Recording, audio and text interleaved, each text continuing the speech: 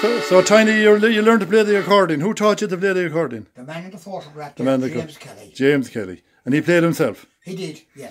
Did he play in the pubs, did he, by any chance? No. No, he didn't play in the pub. No. He abhorred them.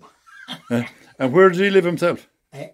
On the Newport Road at the Lights. At the Lights? Right-hand side. Okay. That's where the old library used to be one time, I think, is it? Maybe there. No, just to be on the, where the lights are. I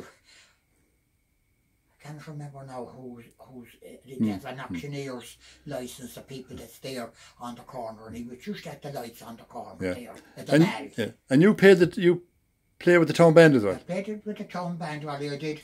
My father played and my brothers played, and I did over 60 years in the town band. I don't play with them anymore because I need a walking stick to aid me to walk. Oh yeah. And what instrument did you play with them? I played the cornet and the flugelhorn. And who taught you to play them? The band, is it? The band. With the band, yeah. With Peter McConville. I heard it. Peter McConville, the bandmaster, he was Frank McCaffrey's grandfather. Yeah, I heard about him. Was he one of the original guys in the band? He was indeed. Do you know when the band was formed? I know that the first procession that they had in Westport, I used to hear my mother talking about it, and they brought a band in from Clifton. Yeah. And they said the next time they'd have their own band in Westport, and we have had a band here ever since. No breaks? No break. It's a fantastic band now. They have a great membership now, hasn't it? It has been boosted up in the last few years, it has, hasn't it? It has indeed, it has. And who's in the band when you started off first now? Were there many of your own family in it now? Because they're all musicians, were there? There was 6 of us out at the house playing in the band at one stage. Lou wasn't with us because he was in Korea with the American Army. He was a medic in the army, and he was in Korea. He'd done 3 or 4 years out there, and he was never right after it. That's right, yeah. But and who else was in it then? Then Frank was in it, my eldest brother. What did he play? Frank played trumpet. Mm-hmm. Ambrose played the slide trombone. Jerry played euphonium.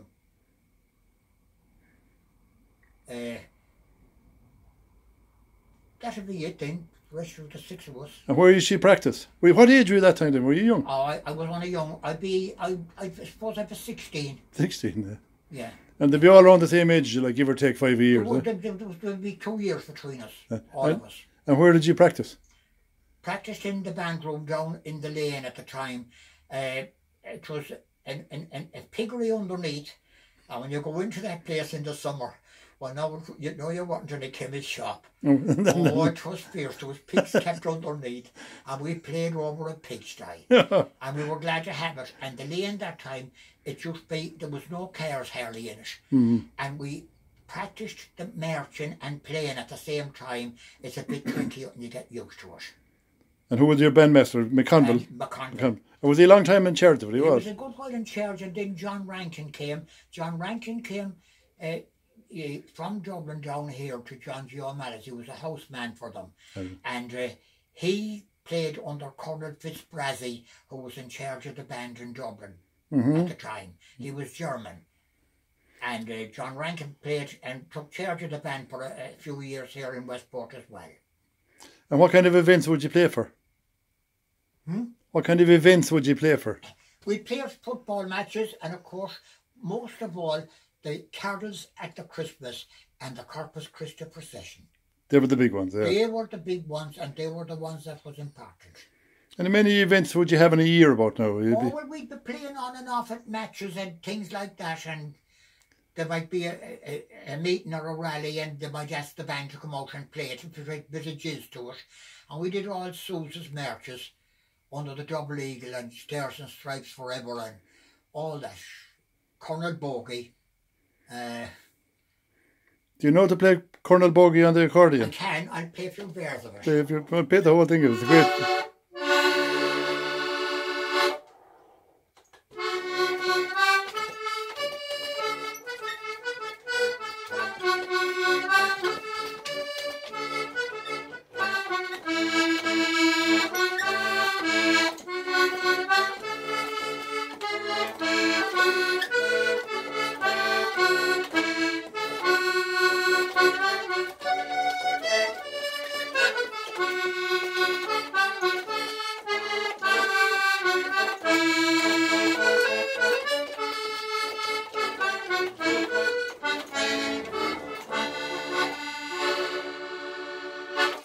Well done.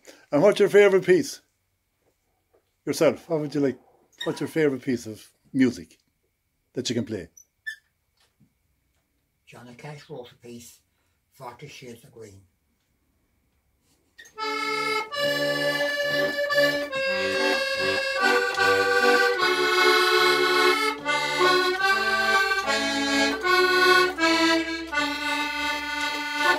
I close my eyes and picture the embrace of the sea. From the fishing boat I tingle to the shores of the sea. I see the river shining and the boats that silver green. The moorland and the meadows and those party shades of green.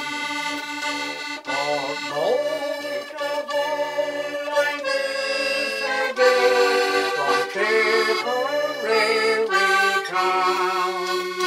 And most of all I miss those lips as soft as eider down. Again I want to see and do that hill we've gone and seen, where the breeze is sweet as Shalmore and the 40 shades of green. Yeah, man. Do you do a bit of pub singing in your time? I used to. I done 7 years penal servitude in Tom Gills on Keshelbear Street. And what was it like in there? God, it was hilarious now. There was nights in it and I saw them and there'd be a bit of a row. Two lads would come in and they'd have some argument about a woman or some damn thing. And not one of them ever left a hand on me, and I'd be up on the stage playing. And the pints was spilt and the boxing were delivered. And I tell you now, it was a couple rough. But they were most joyous occasions in this way. I did 7 years in it. And what would Tom say when this scrapping was going on? It's cat's melodian, he'd say. Oh God, he made money in it, but he worked awful hard. And could he sort them out? Oh, he'd sort them out, but he wasn't great at it. He wasn't a fighter, no? No. Was he a diplomat? Would he talk to them? Well, he'd tell them, I know lads, that'll do you for now and knock that whole thing off. That's not good enough. You know. I met a guy once who worked in a bar. He was a student, and he worked in the bar, and he said when they start fighting, the one way to stop it was to throw a £5 note on the floor. They'd all go for it. Diversionary tactic. Diversionary tactic, yeah. And did you play other bars as well, like you did? I did, but mostly Tom Gills. And you mostly play on your own, or would you be playing with fellas? I've been playing, there was 2 others with me. There were 3 of us playing. And who were the other 2? Sean Kearns and another lad. God, I'm forgetting them. Okay, is that right? He played the accordion. Terence Forrester, he died there recently, about 2 years ago, or 3 maybe. And would you have 2 accordions then you would? The piano accordion he was playing and I was playing the button. And what was the other man playing then? The other man played drums. Drums? Yeah. You had no guitar, no? No. You didn't need one? Well, I have played with the late Fonzie Canning. Oh, fancy, yeah. Fonzie, with the guitar, he on the guitar and I'd be playing the box with him. Yeah. We played it many a do down in the golflings, the old golflings, and we played a few times for John Healy in Belclare House. Did you, yeah? And what was Belclare like? A lovely place. We used to have a matinee for the children, and we used to always be on the matinee and play for the children and that kind of thing. And parents would be out dancing and we'd be playing waltzes and stuff. You won't get that nowadays, will you? Oh, no, you won't get that now. What was John Healy like? He was a nice man, very nice man. A gentleman. A gentleman. He was ahead of his time, I think, was he? He was 50 years ahead of his time. He was. Yeah. And how would you describe the hotel at the time? Well, the hotel, it was beautiful. Belclare House. It was a lovely place. And he had it done up to the lash and expensive equipment and everything in it. Good clientele coming into it and all that. And every Sunday we packed. The parents would bring their children with them. And there'd be minerals in that for the children, where the parents would be somewhere else in the hotel.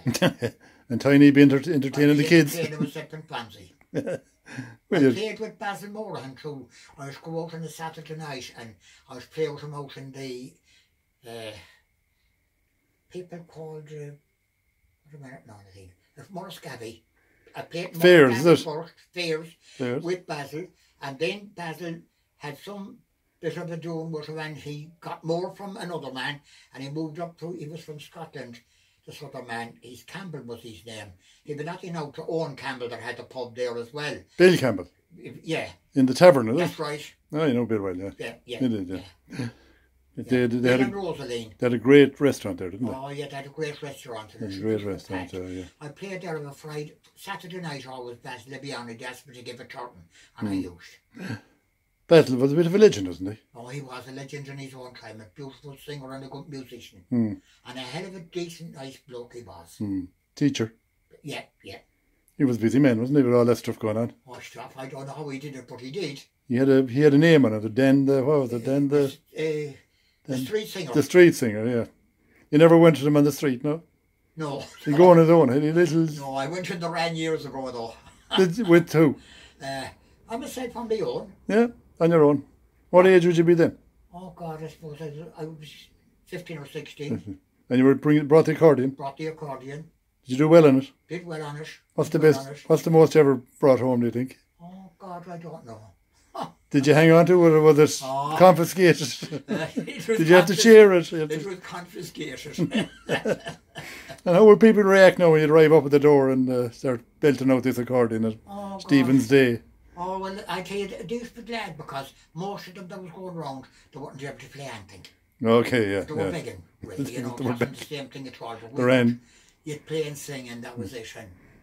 And had you any Ran song, the particular one that just do at Christmas time now? No, well, the other one we knew was the Ran, the king of all birds. Since Stephen's day, she was caught in the furs. Although she is little, her family is great. Like, rise up, landlady, and give us a trade. And that was the trade, was the... That was the trade, that was what they gave you then, the Much- names. How much did they give you? And you might get sixpence, or you Sixpence. might get threepence. Sixpence was a good one, was I it? thought sixpence was a good one. The hound was on him. Did you ever get a paper one? No. 10 bob? No. No. A lot of money that Not time. if you Too much money. Be a bridge too fair. And would you go into the pubs? I would. Hmm. Would into them. Hmm. Took the train to Castlebear and hid the accordion up at the McHale Road and hit off downtown and run the pubs. And why didn't you bring the accordion with you? I brought the accordion with me. Oh yeah. Why did Sure you? I thought you said you I hid it. hid the case. At and the I case. did- Oh, okay, right. I Yeah. put the accordion on and played down McHale Road and went in and played in a couple of pubs in it and they were very decent to me now. Did they know who you were? No. They didn't know who you were. No. If they had known you were from Westport, would they have been generous now? I did not disclose that. But since prevailed. What did they call them over there? Or was they had a name? Were you ever the Cobies? heads. Fish heads. Yeah. And why did you call them the fish heads? I don't know the name of God. Yeah, They called us the Corbies. the Cobies. Well, there's a reason for that, because you came from the Cove, isn't it? Or Yeah. whatever, yeah. So you good crack as a young kid. Good crack. And then I done 15 years in the FCA and I was one rank below the rank of captain when I finished and I had some great years in it and I met some very nice people in it. And they was in Westport, is it? Westport, and then I used to go to Athlone and do all the training in Athlone. It was regular army personnel that trained me Oh, okay. and taught me, and they also taught you how to instruct. And you didn't shout. Didn't shout. You were told not to shout. And how would you instruct a man now? Well, loading and unloading the pint 303 and the ammunition 5 rounds to be on a clip, you'd explain to them, and the safety precautions first of all, and never point a rifle at anybody, whether it's loaded or not. But you, It's something you never do. Is point it, unless you're going to be on active service, and that's a different story. I must tell you about the rations in it. The breakfast you'd go in and there was a big lump of a loaf, it'd be about 3 inches thick. And you could make 2 slices of bread. You'd make 3 slices of bread out of it. And there was a small square of butter. But I was a terror for the butter, and the butter was put along on a bench. The ration of bread for each one and the square of butter on top. But I'd lift up my ration and I'd walk along and I'd give it a dab to another one, and the butter was underneath as well. So I had 2 rations of butter up, and your man tried it. And he told me, he gave me the Sermon on the Mount. He says, in another country out in the east, he says, if you were caught doing that, they'd chop the hand off you. Now, if you come in tomorrow morning and do that, I'll be here, he says, and I'll oblige. And he had this big long knife, a carver knife, and he was tipping the bench with it, and I was shaking. But I didn't do it again. I learned my lesson. Yes. See, you were eating other fellas' ration. Yeah, that's right. But you retained your 2 hands anyway, you did. Oh, yeah, I still have them. I wouldn't be playing the box if he had his way. And did you ever go to Finner? I went to Finner 10 times. I grew up there on the competitions and that. Oh, okay, yeah. Were you a good shot? I was a marksman. Were you a I marksman? wasn't had the badge on. Would you be a sniper now? Well, I don't know. Well, it's marksman, same thing. Come into, but I was a marksman. It was fairly reasonably good. And then I had my own 22 rifle at home. It belonged to Frank. And I used to go shooting rabbits in the morning and bring them home, and there was plenty to eat them. And you'd eat the rabbits, you would that time? Indeed. Yeah. Would you get many in a shoot now? I often shot 7 or 8. You get what you wanted, was it? Yeah, what I wanted, and bring that home. And where would you find them around Westport that time now? I'd go down the Newport Road on the bike in the morning around about 7 o'clock. Yeah. And I'd be back up again round 7:45. In plenty of time for work in the shoe factory. And I'd have 7 or 8, I'd shoot them down there at where you go into, on the left hand side, when you go into the industrial estate there on the Newport Road. There's 2 old pillars and there's an iron gate there. It's still in it. Still in it, yeah. And I'd come along to there and down on one knee. Pick them up one after the other. Yeah, that. And did you do any fishing? No. No fishing? No fishing. Yeah. Fishing didn't come into it at all. And you worked in the shoe factory, you did? I worked in the shoe factory, I did. Who owned it that time? There was a number of directors that owned it. The Hughes group, they were in the Charles Hughes and Charles Shanley, a director, Michael J. Hanahan, a director, Bertie Stanton at James Street, a director.